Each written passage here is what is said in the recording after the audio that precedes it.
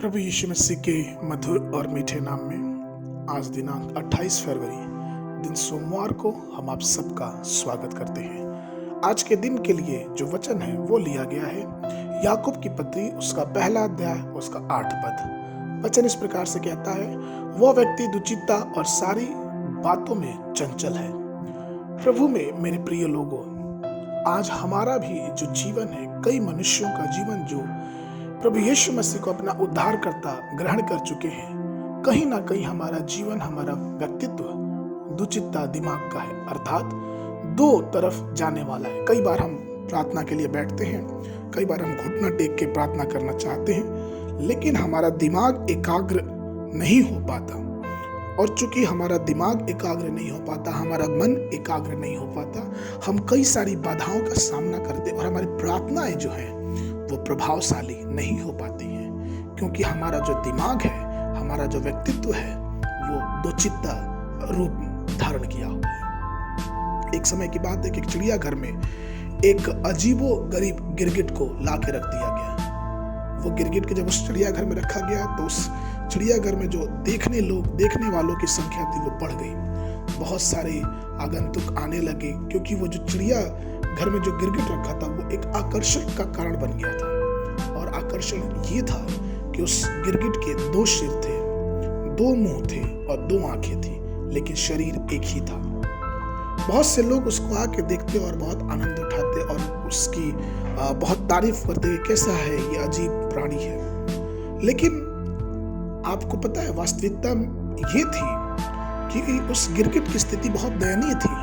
और दयनीय इसलिए थी क्योंकि वो गिरगिट दौड़ना तो चाहता था, लेकिन वो किसी एक दिशा में दौड़ नहीं सकता, क्योंकि उसके शरीर के दोनों छोर पे अंग मौजूद थे, दोनों छोर पे सिर मौजूद थे।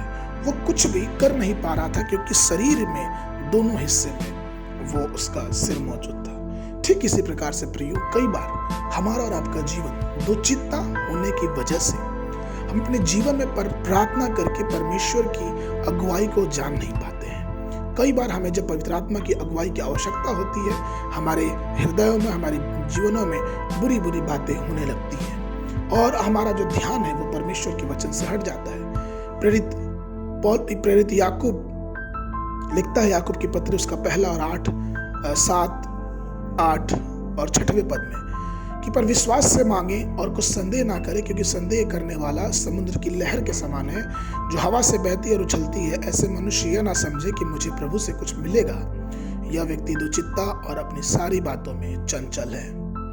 अर्थात जब हम प्रार्थनाएं करते हैं तो प्रार्थना में बाधाएं तो आएंगी, लहरें तो आएंगी, लेकिन हमको उन बाधाओं से विपरीत हट के अपने दिमाग को स्थिर रख के अपने पाप अपराधों को मान के और परमेश्वर से विश्वास से प्रार्थना करना है, क्योंकि हमारे विश्वास की जो प्रार्थना है वो हमारे बाधाओं को दूर करेगा। हम निश्चित रूप से जान लें कि अगर हमारा हृदय, अगर हमारा मन दुचित्ता है तो हमारे जीवन में कोई फायदा नहीं। इसलिए आइए हम परमेश्वर से प्रार्थना करें कि प्रभु हमें एकाग्र मन दे, जिससे हमारा जीवन परमेश्वर के वचनों पे प्रगति और आगे बढ़ता जाए। आज के मनन के लिए जो पद है वो लिया गया है यशायाह नबी की पुस्तक उसका 59 अध्याय उसका 2 पद। वचन इस प्रकार से कहता है, परंतु तुम्हारे अधर्म के कामों ने तुमको तुम्हारे परमेश्वर से अलग कर दिया और तुम्हारे पापों के कारण उसका मुंह तुमसे ऐसा छिप गया कि वह नहीं सुनता है।